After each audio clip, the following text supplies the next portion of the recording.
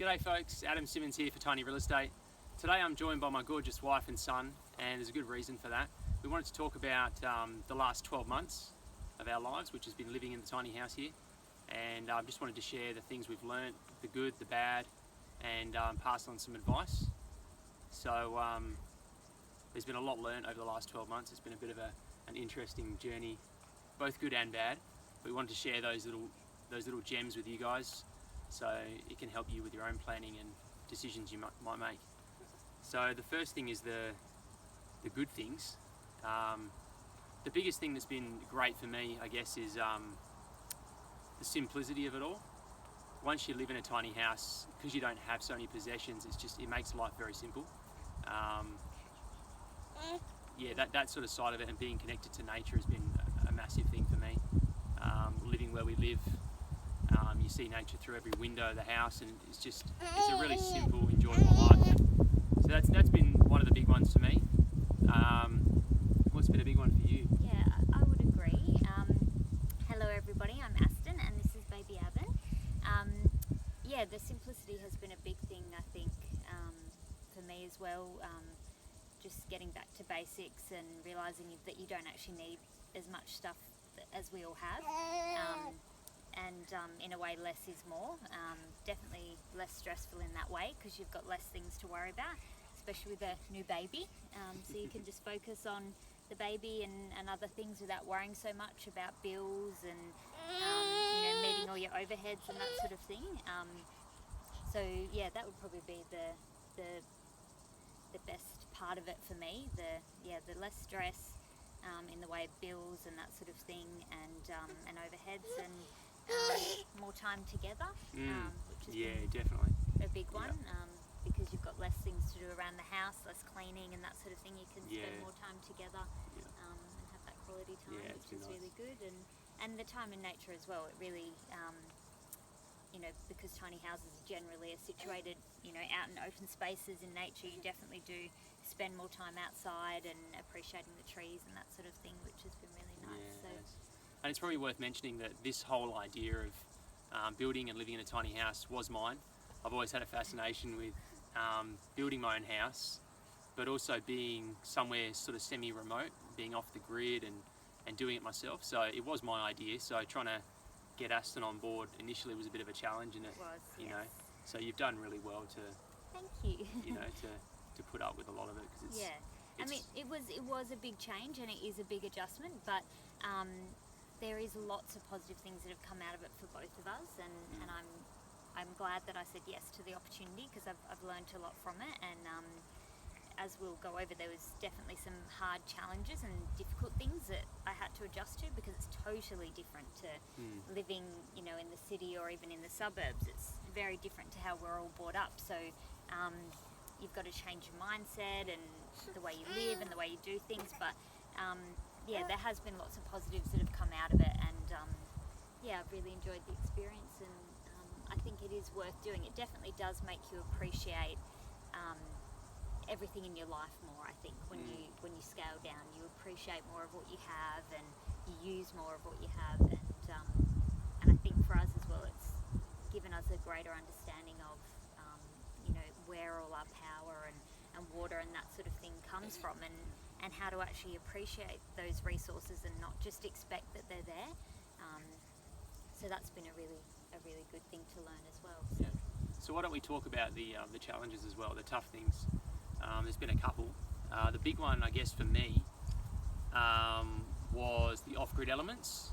So this is the first time that we've both ever lived off-grid completely. So there was a lot to learn, and you can read a lot, and you can try and learn before you actually do it, but it's usually only once you actually take the leap and do something that you actually really learn how it works, which was definitely the case for me with the power and the water. Just learning about solar, how it works, and when you have problems, how to solve it. That were the big ones. And the water as well was another big learning curve. It seems fairly simple, just having a water pump and pumping water into the house, but when things don't work as you think they're going to work, it can be a bit of a challenge to work it all out. So that was the frustrating thing for me in the initial, probably the first couple of months, just trying to get it running smoothly. But once it's running smoothly, I mean, now we're more than 12 months in, and everything runs like it should. And if anything goes wrong, I generally know what it is that needs changing, and we keep spare filters and things like that for the water, and we've got a backup generator for power, so there's never really any big issues now. What's been the What about you? What's been the big challenge for you? That was a hard adjustment for me, getting used to when to do the washing and making sure the sun's out, learning how to read the solar. I had no idea how to read the solar, and before I said yes to this, I didn't really realise I'd have to learn all those things. And initially I probably resisted that. I didn't want to learn them. I just wanted it to work, coming from suburban lifestyle or city lifestyle where you just switch a light on and it works and you don't really understand why or where it's coming from or how to be mindful of using it. So that was a big adjustment for me, but I have learned how to use the solar. I'm very proud that I now know. I actually had to teach Adam how to fix a problem on the solar the other day, which was quite funny, and it's great that I've learnt that skill, that I can do it myself. It's scary initially because there's a lot of responsibility, but then quite empowering when you embrace it and you learn how to do it. So so the adjusting to the solar and the off-grid elements has definitely been difficult for me as well, in the way of running the home, just knowing when to wash and things like that, and just not having too many facilities on at the same time, because you need to be aware of how much power you're using and that sort of thing. We had our baby in winter, and most people who have babies know that they come with washing, so that was quite frustrating, trying to get things dry in winter and trying to do all the washing that we needed to do for him. That definitely was a little bit tricky, but we got there, didn't we, mister? So I guess from that we could probably move on to what we do different next time. If we did it again, there'd be some things like you just mentioned. Definitely, probably to fix those sort of problems. Probably a bigger, we've talked about having a bigger solar system probably, and having a generator from day one. We did get a generator and that helped a lot, but having the generator from day one would have helped. Again, I didn't think that I would need to learn how to use that, and using it pregnant was a little bit of a challenge, but once I learned how to do it, it was great to have it there as a backup, and in winter you do need it, so that was good. That's something I would do differently.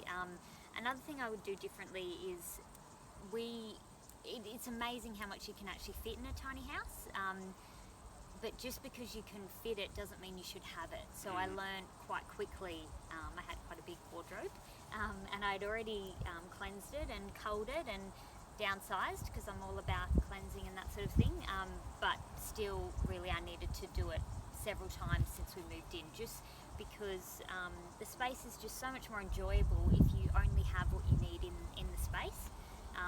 You don't need all this extra stuff, and it creates clutter. So I think we found that's what we would do next time. We'd move in with nothing and just get the things we need as we go.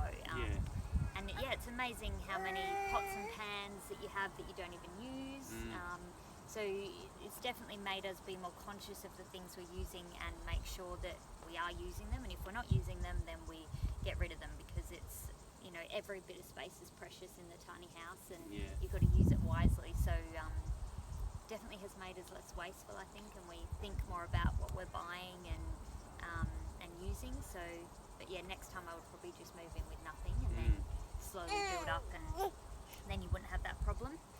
I think the final thing for me on the what I do differently next time thing would be I'd move in, and straight away I would put a deck outside here, and I would have put in an awning as well, and then that way in winter when it's raining and you can't dry clothes, at least you can stick a clothes area or a washing line out underneath your veranda, and then you can dry your clothes, and just removes that stress of having clothes inside on a rack, and you have to walk around them and you have to move them to get in cupboards. So I'd do that outside straight away. It'll just make life a lot easier. And also in summer, I mean, you can sit outside and have a sheltered spot to sit, which makes it nice to enjoy the weather when it's warmer and nice outside, so you don't have to sit in the sun. So I'd probably do that as well. And I think part of the reason why we didn't do that is because we didn't know we knew we'd be here for a year, but we didn't know how much longer after that. And with tiny houses being mobile, I think that's just something you need to think about, but there are ways you can do it You that can do are it more, as a fold up or something. Yeah. more transportable, which we'll probably do next time. So, Yeah. but yeah, all in all, it's been a really good experience. Yeah, And yes. I'm committed to a year, and we've done a year. We've done over a year actually, and we didn't plan on doing it with a baby. No, so we didn't. No. that was a bit of a surprise. But we, in the end, I think it's been a really positive experience for us individually and as a family. I mean, Definitely. Avon always knows where we are. We're always close to him. Luckily, he sleeps pretty well during the night, even though we're all in the same room. Okay, folks. Well, I hope you found that helpful. If you did, please leave a comment below and make sure you follow us on YouTube and Facebook and stay tuned in for upcoming videos. There's a ton more videos coming out. So stay tuned, and until next time, we'll speak to you then. Bye.